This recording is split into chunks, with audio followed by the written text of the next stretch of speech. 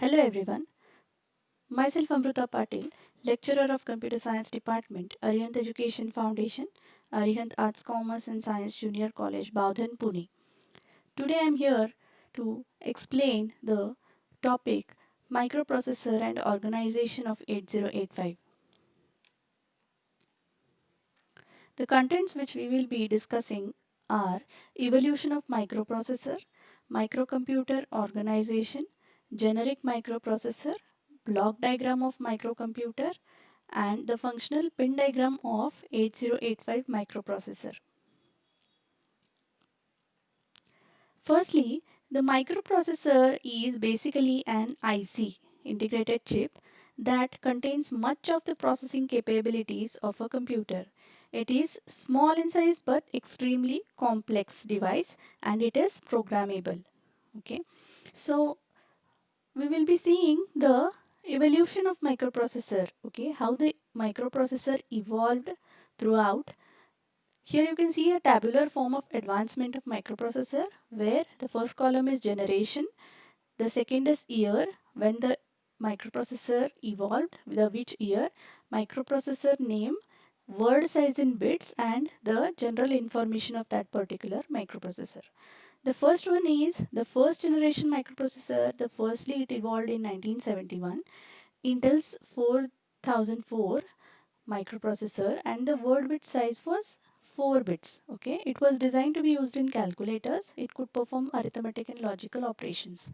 Okay, the second you can see in 1972, in the first generation itself, Intel's 8008 was evolved, and it was 8 bit size. Okay, first 8 bit microprocessor, and it could also perform arithmetic and logical operations. Okay, so the second generation evolved in 1974, where the word size bit was 8 bits, and enhanced version of 8008 was evolved. Next, in 1974 only, 8085 Intel processor was evolved, and it was 8 bit size, and microprocessors developed in a direction to complete microcomputer with CPU, clock, IO port, and all these in a single IC package. So this was second generation. In the third generation, you can see the year was 1978 to 1980. 8086, the next microprocessor, Intel's, and which was 16-bit size, and 12-bit microprocessor were followed by 16-bit microprocessors, where it has the capability to work with the words, bits, bytes. Okay, so in the third generation, all the microprocessor which were evolved were 16-bit size. In the fourth generation, 1981 to 82, the 32-bit size microprocessor evolved, namely Intel 80386, HP32, and the latest advancements in microprocessors, and these were Intel Specimen, which could address a physical memory of 4 gigabytes. Okay, so next is fifth generation, which evolved in 1993. Here Intel Pentium 2 and 3 were evolved, which were all 64-bit size and very popular, and they are currently used in PCs. Okay, uses address bus and speed of 64 megahertz to 233 megahertz. That's a very high range. Okay, so this was the advancement of microprocessor. The next bit we will be seeing the microcomputer organization. Here you can see in the diagram, it's a very simple diagram where input output device is there, and in the main part is the CPU, and in that control and arithmetic and the memory is there. In memory you can see there are two parts, program memory and data memory, that is PM and DM. Okay, so in the next slide, we will be seeing the explanation. Computer system always contains five main blocks. What are the five main blocks? Are input device, the second is CPU, third is memory unit, output device. Okay, so a list of instructions with data is stored in a memory either for short time or permanently. Okay, so the list of instructions with the data has to be stored in the memory. Okay, it can be stored for a temporary part or permanently. Okay, instructions are stored in a memory called as program memory. Where are the instructions stored? They are stored in the program memory only. And where is the data stored? It is stored in the data memory. So the two main parts of the memory are program memory and data memory. After feeding set of instructions into the memory, control is used to read the first instruction from the program memory, PM, and according to the instruction it performs the work with the help of control and arithmetic circuit. Okay, so in the program memory there are instructions, and one by one the reading is taking place. The reading of the first instruction takes place, and then the arithmetic and logical operations takes place. Okay, after performing desired operation, result is transferred to the output device. So here the next bit is the generic microprocessor.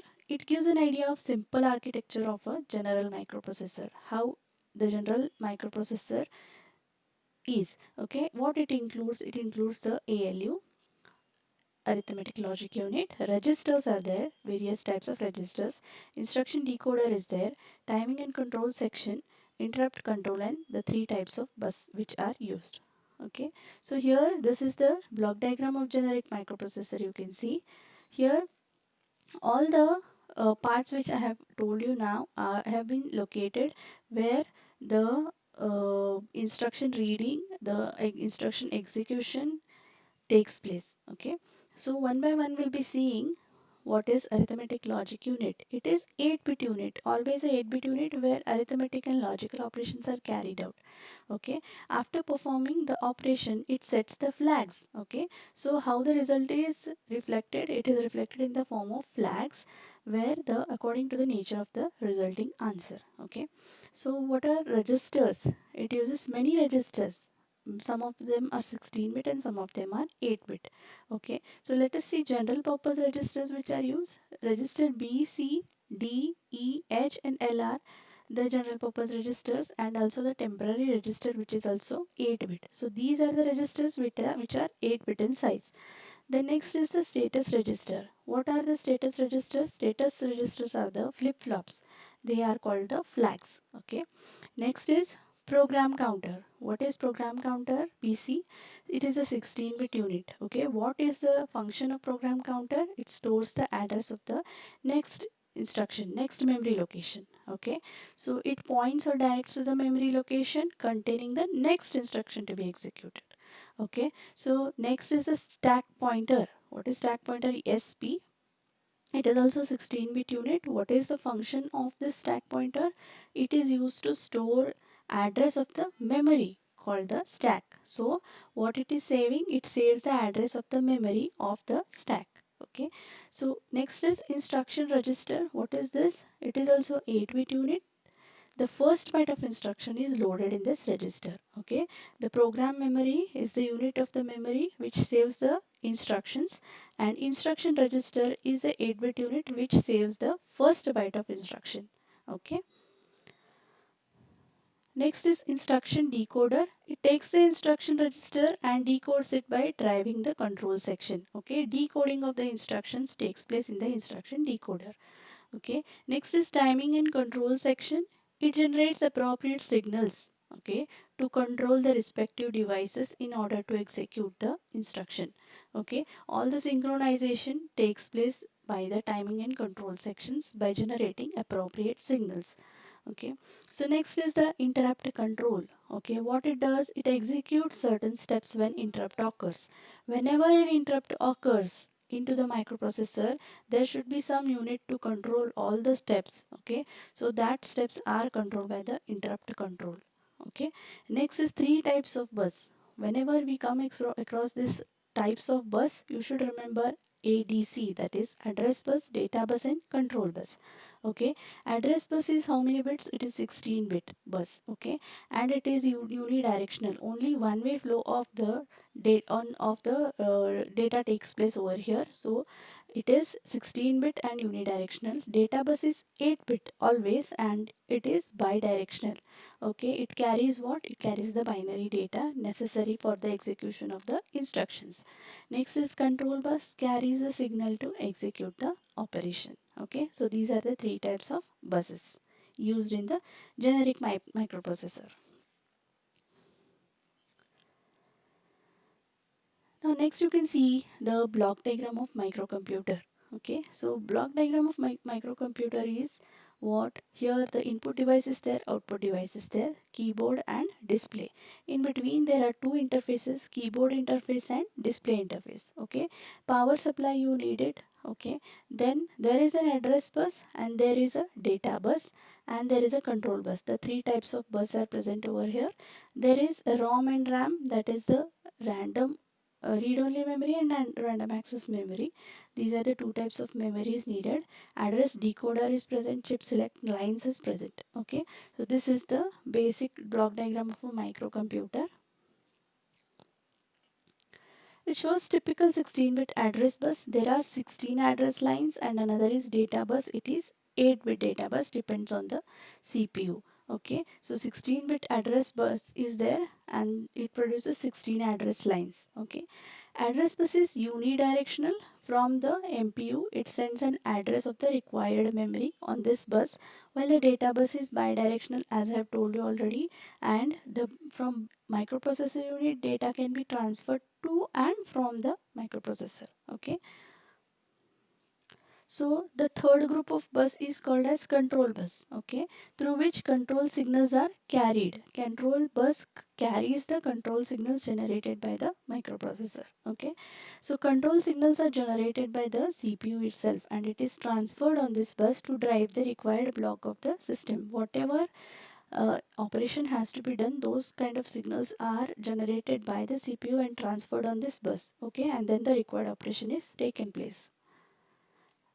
First is input device. You can see, for example, keyboard is taken here. Data and instructions are entered through this device. Okay, through keyboard we are entering the data and instructions to this device, and data instructions cannot be directly fed to the microprocessor because MPU may be busy in performing previous instruction execution. Therefore, it is stored in the keyboard interface. Now, as I told you in the diagram, you can see after the keyboard, there is a keyboard interface. Why do we need this keyboard interface? We would have rather directly fed the data and instructions to the microprocessor, to the CPU in fact, but we need a keyboard interface because the MPU may be busy in performing some previous instruction execution, and therefore we need to save the data and instructions which we want to execute in the keyboard interface. Okay, another reason is the speed of the input devices and MPU may not be equal. Okay, for that purpose we need to save it in the keyboard interface before execution.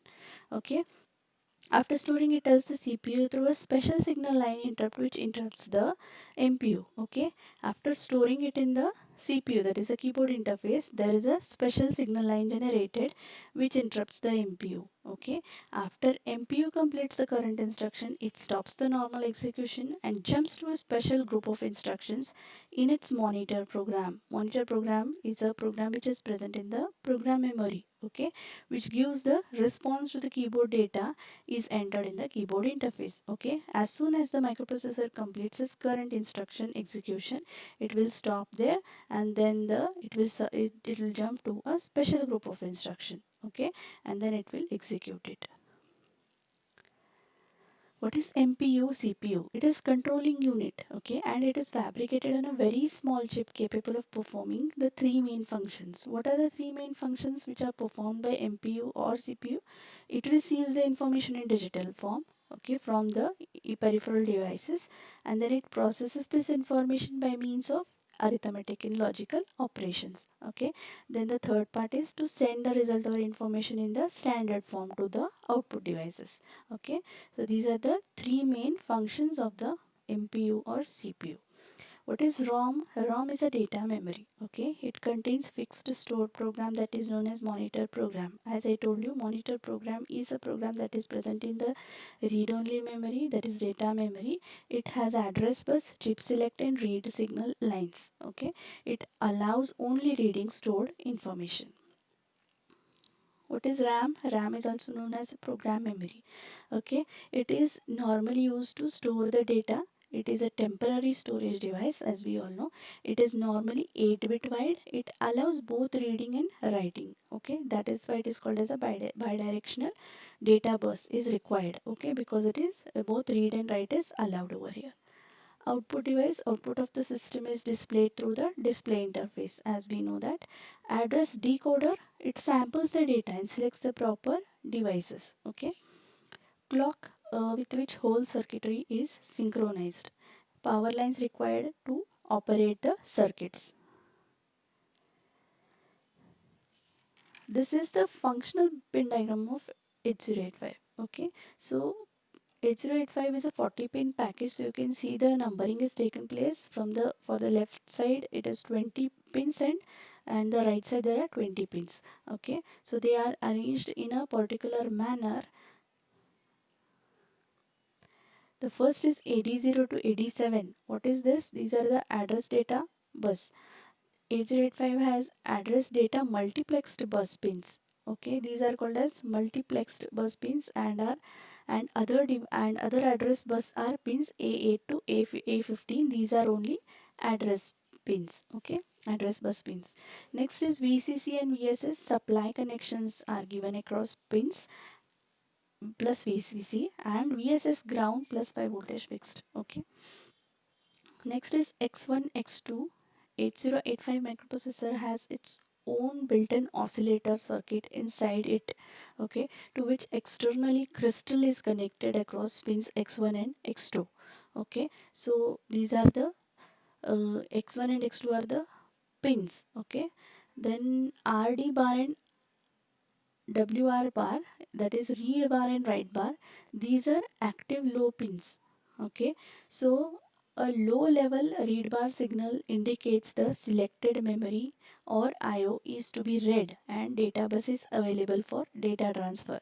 Similarly, a low level write bar signal indicates that on data bus is to be written into the selected memory or IO location. Then reset in bar and reset out bar. Why are these pins used? These are used to make the program counter reset to 0. Okay. After program counter is reset by peripheral through reset in bar pin, microprocessor sends the signal through output pin. Okay. Reset out bar, that the program counter is reset to inform the peripheral that it has been reset to 0. Okay. Next pins are interrupt pins. These there are 5 interrupt pins through which 8085 is interrupted. We will be studying it in the later bits. Next is SID, SOD. These are the serial data transmission and serial SID and SOD pins. These are used for serial data transmission. For this type of transmission, RIM and SIM instructions are used. These are the two types of instructions. Ready pin, this is an input. A ready input from peripheral device informs the microprocessor that is peripheral device is ready to receive or to send the data. This is an pin. Okay, next hold and HLDA. Hold pin is an input pin. It is required during the direct memory access operation. That is, hold signal informs the microprocessor that another device requires to use the address and data bus. Hence, after receiving the signal hold, request has been received on the pin, HLDA holds the acknowledgement. Okay, HLDA is an acknowledgement pin that the hold request has been received. Okay. So this was all about the functional pin diagram of 8085. Thanks for watching.